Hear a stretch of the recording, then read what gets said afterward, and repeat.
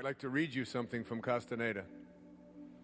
He says in his last book, The Active Side of Infinity, in the universe, there is an unmeasurable, indescribable force which those who live of the source, that is what we call sorcerers or avatars, or the highest level of consciousness. I'll start over. In the universe, there is an unmeasurable, indescribable force which those who live of the source call intention, and that absolutely everything that exists in the entire cosmos is attached to intent by a connecting link. Sorcerers, all of you, that's what you will be when you leave here. Sorcerers, people who live of the source, are not only concerned with understanding and employing that connecting link, but they are especially concerned with cleansing it of the numbing effects brought about by the concerns of living at ordinary levels of consciousness. There is a connecting link between you and everything in this universe is connected to this thing called intention. I'd like to suggest to you that everything that you can look around and see and touch and experience with your senses originated someplace else. You are in this world, folks, but you are not of this world. And you showed up here in this world of form and boundaries and beginnings and ends. You showed up from a field called intention. And you were intended into this universe and into this world by this force field that I'm calling intention. In my new book, The Power of Intention, which is a year or so away from being published, I'm calling intention something that is a future pull that is invisible. Every acorn has intention in it to become an oak tree or whatever it is to become. Every apple blossom that just looks like a little flaky pieces of flowery substance is nothing but the future pull of an apple. And in you, in a tiny little drop of human protoplasm that collided with another one at the moment of your parents getting together, and this thing that we called conception, there was a dot. A tiny little microscopic dot. It happened in a tiny microsecond, a dot. And in that little tiny dot that you can't even see with the naked eye, that you need a microscope to see, in that dot was everything that you were destined to become as a physical being. Your height, your weight, the color of your skin, the color of your eyes, the length of your arms, and the length of everything else, what droops, what doesn't. Everything that was, and here you are, sitting here, watching it, observing it, noticing it, and you know that there's nothing but who you are is nothing but a ghost in the machine. You're watching it and you're observing it, and it's going to go through its paces and do what it was destined to do in the moment of that microscopic dot, right? I'm 6'1". I didn't decide to be 6'1". I have blue eyes. I have hair falling out of my head and growing on my shoulders, my ears, my nose. You have all of these characters. You look at it, you observe it, you notice it, you squeeze the back of your hand. I used to squeeze it, it would snap back. Now I can count how long it takes to get back. And you're watching it and you know. But I'd like to present to you in a few moments a little different view on this thing called intention. I'd like you to take a look at the dot that began you, in which everything that you were destined to become as a physical being. I'd like you to say to yourself this question: where did the dot come from? Where did it come from?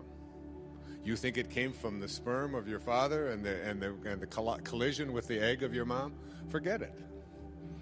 It's an illusion. You take that dot, which is your beginnings. A heart starts beating inside of a mother's womb 6-7 weeks after that moment of conception, and it's a total mystery to every great scientist on the planet today. We have no idea where that life came from and where it goes after we leave it. No idea. It's a complete and total mystery. So let's look at the dot that began you. And let's take a microscope to it and turn up the magnification on that dot so we can find out where it came from, its source. And we turn up the magnification, and first we see in the dot a whole bunch of molecules. We take that molecular microscope and we toss it out. And we take an atomic microscope and we put it on there, and we see that inside of the molecules there are tinier particles called atoms. Then we take this atomic microscope and we turn up the magnification. We say, where did this dot come from? Let's find its source. And inside of those atoms we see electrons and neutrons and protons and croutons and all of the things that we all memorized when we were in science class. And we say, well, there it is. So we take the electron and we pull it out and we put it into an electron microscope and we turn up the magnification. We're just looking for our source. That's all. And we turn up the magnification and we turn it up and up and up and up, and we zoom in, and guess what? It's just a whole bunch of particles. Now they call them subatomic particles, but it's mostly just empty spaces with particles all floating around. It's this huge dance. And we take out one of those subatomic particles. This is called quantum physics. This is the study of matter at the subatomic level. What is it like? What happens to matter? And we turn up the magnification as high as we can, and we can now call these things new names. We call them quarks. And we take these quarks, these tiny little subatomic particles that behave in the strangest of ways, because when you look at them and observe them, that changes what they are. At the subatomic level from which all things originate, just the way that we observe something determines whether it will be what it will become. And that's interesting. If we are nothing but subatomic particles in a cell called humanity, the way we look at things literally can impact what it is that we attract or don't attract into our lives. Just the way we look at things. But I'm getting ahead of myself. So we take this little quark and we take it out to Arizona into what they call quantum physics particle accelerators. And we put this quark in a particle accelerator, and we rev it up at 250,000 miles an hour in these circular things, and we get these things zipping at each other, and then we collide them. We collide these tiny little, and we open up the particle accelerator to find out what is the source. And we look inside, and guess what's there? Nothing. At the subatomic level, at the tiniest level, there are no particles. In fact, quantum physics teaches us that particles themselves are not responsible for more particles. St. Paul could have told you that 2,000 years ago. That which is seen hath not come from that which doth appear. The source of everything is not in the physical world. So, let's go back to intention. If everything that you were destined to become is in that little microscopic dot, and that microscopic dot originated from something that has no form to it, is it possible that your physiology and everything that you were destined to become was determined in a world in which there is no form before it ever got into form? Why not? That's where it all came from. Now, if everything that you were physically destined to become is in that microscopic dot, and that dot came from the world of spirit, let's call it spirit, then why isn't it possible that everything that you were destined to become that is not in the physical dimension, that is every thought and every emotion and every great expectation that God has of you and everything that you're capable of becoming, why isn't that in there as well? That intention is a field of energy from which you originated, not a set of particles in a moment of conception. And if that's the case, if you can accept that, then you have to say, what does intention look like? What do you think if you had magical binoculars that you could somehow adjust the focus, and you looked over here through these binoculars, and in there you could see the field from which all things emanate? if you could see it, what do you think it would look like? Well, I've just written a whole book about it. And one of those chapters is called The 7 Faces of Intention. I suggest to you that intention has a look to it, that this invisible energy field from which the dot that became you emanated has certain characteristics or qualities. First of all, it is creative. It wants to create. It has to create. Imagine an energy field which is responsible for everything showing up into the physical world, deciding that it didn't want to create.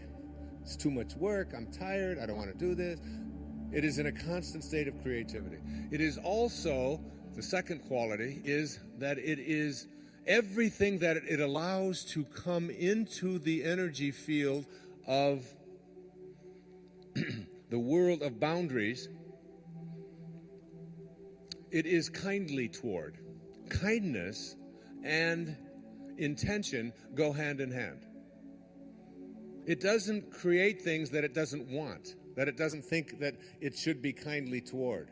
Here's a great study that was just done recently. You know what serotonin is?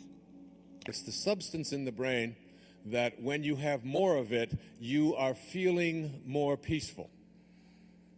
It's what Prozac is designed to have the brain stimulate to create more of. So it is an antidepressant. It makes people feel better. It's serotonin. It's very hard to measure, but there are indicators in the blood that can indicate whether serotonin is present in higher or lower amounts.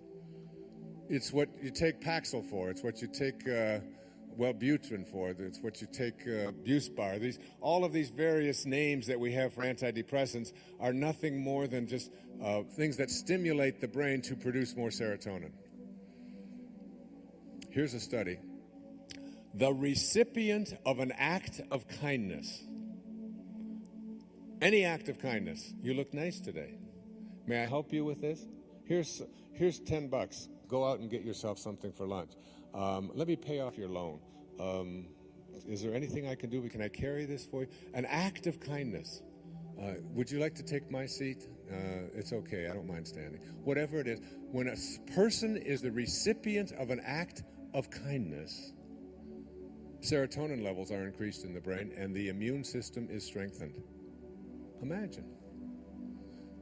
Now, the person extending the act of kindness towards another person has their immune system strengthened and has their serotonin levels increased. It's an amazing thing. There it is. There's the answer. All we have to do is be kinder. We have to be recipients of kindness and extenders of kindness, and we raise the serotonin level. We could just put the drug companies out of business. And we increase the immune system. But even more significant than what I've just described is this part of the study. That anyone who is an observer of an act of kindness also has their serotonin levels increased and their immune system strengthened. All you have to do is observe it. One of the studies that Deepak and I did together was when we talked about it on our tapes, creating your world the way you really want it to be, is they had a group of people meditating, and then they had people on the other side of the room not meditating. And when these people over here meditated, their serotonin levels increased because meditation does that. But the people who were in the room, just in the same energy field as those people who were making conscious contact with God, their serotonin levels and their immune system was strengthened. And then they did it where they had thousands of people doing it, and people in the community, just in the immediate surrounding community, had their immune system strengthened and serotonin levels increased because there were 7,000 people meditating here. There's an answer for world peace in there.